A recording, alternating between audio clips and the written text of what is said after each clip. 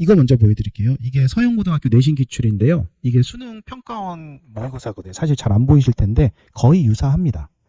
그러니까 학교 선생님들께서도 학교 시험 문제를 출제할 때 모의고사를 참조해서 출제를 한다는 거예요. 모의고사를 참조할 수 있는 것 중에 모의고사라고 다 똑같은 모의고사가 아니고 이제 교육청에서 보는 모의고사가 있지만 우리는 수능이라고 하는 거를 보잖아요. 수능은 교육과정평가원에서 시험을 봅니다. 거기서 주관을 하고요. 그럼 교육과정평가원의 평가원 문제라는 것이 되게 중요한데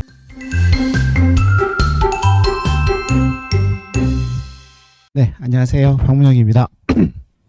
일단 수학이고요. 이 앞에 네, 제 소개는 뭐 간단하게 뭐 수학 선생님들은 사실 아주 유명하시고 네, 잘생기고 멋지고 이런 분들은 이제 각 학원을 돌아다니면서 하지만 보통 이제 내신 대비도 해야 되고 그러면 애들 직보해야 되니까 계속 불러야 되잖아요.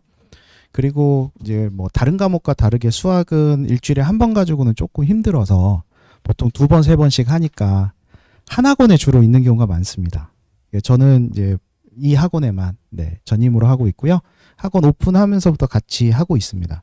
그 전에는 저도 이제 많이 여기저기 좀 돌아다니면서 했었는데 압구정 정보학원이라든가 아니면 뭐 대치동이라든지 뭐 이런 데도 많이 하긴 했었는데 내신 대비가 좀 안 되더라고요. 그래서 이제 한 곳에서 주로 하고 있습니다.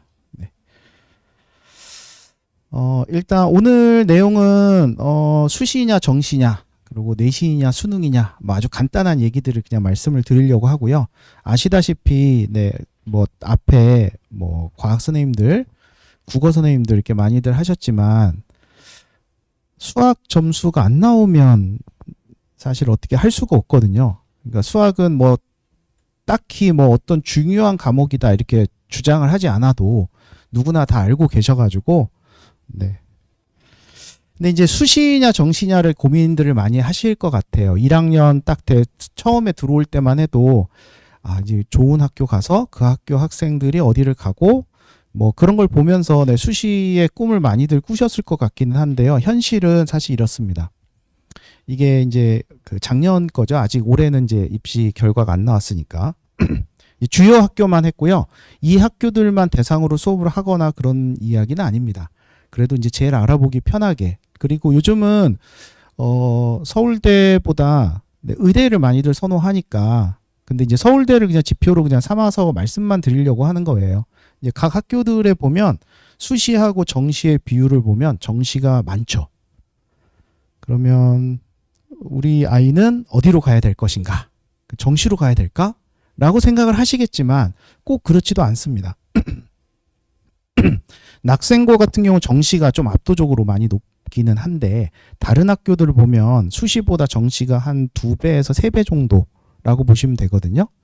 근데 이게 현실은 꼭 그렇지 않거든요. 왜 그러냐면 이게 베리타스라고 하는 곳에서 발표한 건데 서울대 입학생 중에 60%가 N수생이래요. 재수, 삼수, 사수.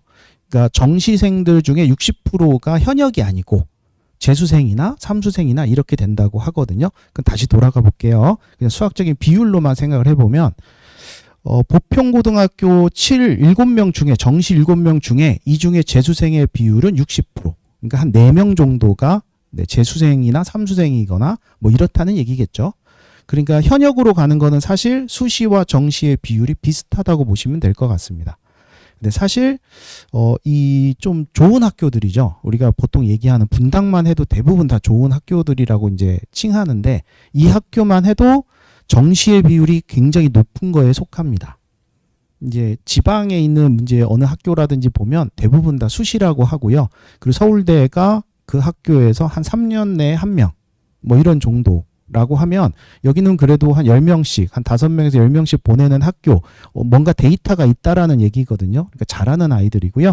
이 아이들 중에 수시가 한 반 현역 중에서의 말씀을 드리는 거고요. 그다음 현역 중에서 정시가 한 반 이 정도로 보시면 될 것 같습니다. 그러니까 수시와 정시를 어느 한쪽도 포기하면 좀 힘들 것 같다라는 게 제 주장이고요. 자, 그 다음 거로 이제 가면 그러면 이제 내신 공부도 해야 되고 수능 공부도 해야 되잖아요. 근데 아까 말씀드렸다시피 뭐 국어 같은 경우는 뭐 특별한 지문에서 어디선가 나온다던가 아니면 과학 같은 경우는 그 선생님이 뭔가를 더 좋아한다던가 뭐 이런 것들의 뭐 어떤 정보랄까요? 그런 것들이 굉장히 중요한데 분당 지역은 좋은 학교기도 하고 정시의 비중이 이렇게 높은 이유 중에 하나가 내신 문제가 이거 먼저 보여드릴게요. 이게 서영고등학교 내신 기출인데요. 이게 수능 평가원 모의고사거든요. 사실 잘 안 보이실 텐데 거의 유사합니다. 그러니까 학교 선생님들께서도 학교 시험 문제를 출제할 때 모의고사를 참조해서 출제를 한다는 거예요. 모의고사를 참조할 수 있는 것 중에 모의고사라고 다 똑같은 모의고사가 아니고 이제 교육청에서 보는 모의고사가 있지만 우리는 수능이라고 하는 거를 보잖아요. 수능은 교육과정 평가원에서 시험을 봅니다. 거기서 주관을 하고요. 그럼 교육과정 평가원의 평가원 문제라는 것이 되게 중요한데 그러니까 사실 수능 공부를 주로 하라고 저는 말씀드리고 싶은데 수능 공부를 하되 내신을 포기하지 않고 내신 시험 범위에 수능 공부를 하는 거죠. 그리고 아시다시피 수능이라고 하는 거는 3년 동안 준비를 해서 시험을 보는 거잖아요. 3년 동안 어떤 체계적인 계획을 세워서 이렇게 준비를 하는 건데 내신은 한 3개월 정도 준비를 해가지고 시험을 보는 거거든요. 정시를 지원한다 할지라도 수시를 포기하는 친구, 내신을 포기하는 친구들은 정시도 잘 못 보는 경향이 있습니다. 재수나 삼수를 해야만 가능한데요. 그 이유는 3년 동안 준비해서 계획 세워서 하나하나 하지 못하는 3개월 정도 내신 공부를 체계적으로 하지 못하는 친구가 수능 공부를 체계적으로 할 리는 별로 없거든요. 그러니까 내신으로 대학을 가지 않는다 할지라도 내신 시험 공부는 꼭 열심히 하라고 추천드리고요. 그래서 이제 저는 어떤 식으로 준비를 하냐면 사실 뭐 수학 선생님들 대부분 고1을 주로 하시는 분들 내신 대비 주로 하시는 분들이 많으시긴 하지만 저 같은 경우는 모의고사도 출제를 해보고 하면 모의고사를 실제 창작하는 건 되게 어렵거든요. 이번에 한강 작가가 노벨상을 탔는데 이건 창작의 영역이잖아요. 그리고 뭐 미술이라든가 음악이라든가 이런 창작의 영역은 굉장히 어렵습니다. 수학 문제를 제가 모의고사 출제를 하거나 물론 이제 평가원 문제나 그런 건 아니지만 사설이나 이런 데서 문제를 출제할 때 보면 굉장히 고가의 그 저작료를 줘요. 굉장히 좀 어렵습니다. 그런데 내신은 학교 선생님들이 그거를 매번 창작을 할 수는 없기 때문에 모의고사의 약간 변형 정도로 나오거든요. 모방하는 거죠. 모방은 좀 쉽거든요.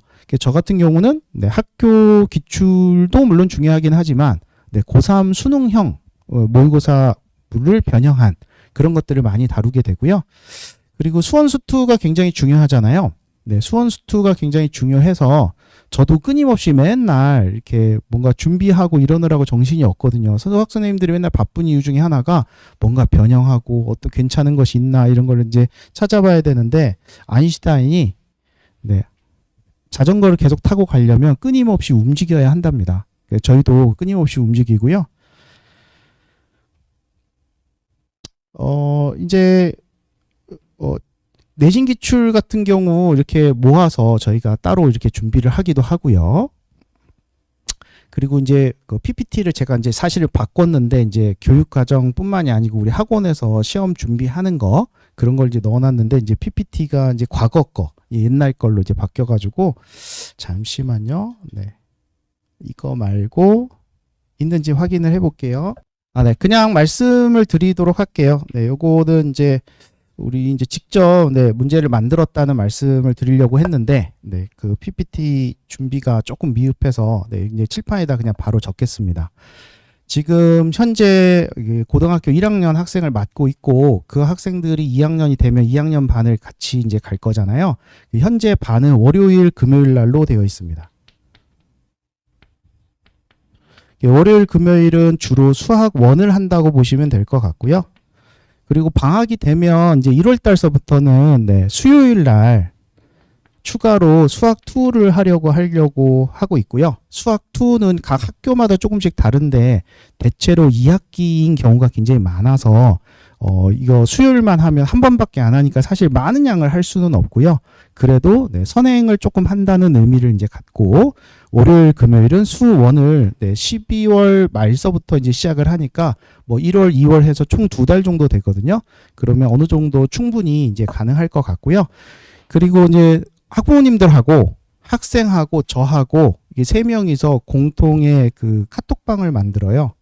그래서 거기서 아이가 숙제를 어느 정도 했는지, 그리고 테스트를 보면 테스트 결과는 어떻게 되는지, 이렇게 이제 올려놓으니까 궁금하신 분들은 이제 그 카톡방에서 말씀하셔도 되고요. 카톡을 제가 이제 드리니까 거기서 이제 궁금한 사항 있으면 개별로 이렇게 질문을 하셔도 되고요.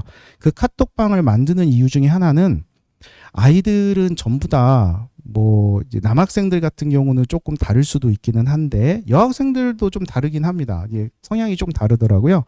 보통 아이들이 핑계들을 많이 대죠. 집에서 공부하라고 했더니 무슨 일이 있어서 뭐 했더니 뭐 있어서. 그 단톡방을 만드는 이유 중에 하나는요, 그냥 선생님하고 부모님하고 너하고 셋이서 공통된 너가 하고 있는 일을 우리가 공유를 할 거야 라고 이렇게 했더니 아이들의 숙제라든지 과제라든지 이런 것들 정말 열심히 하더라고요.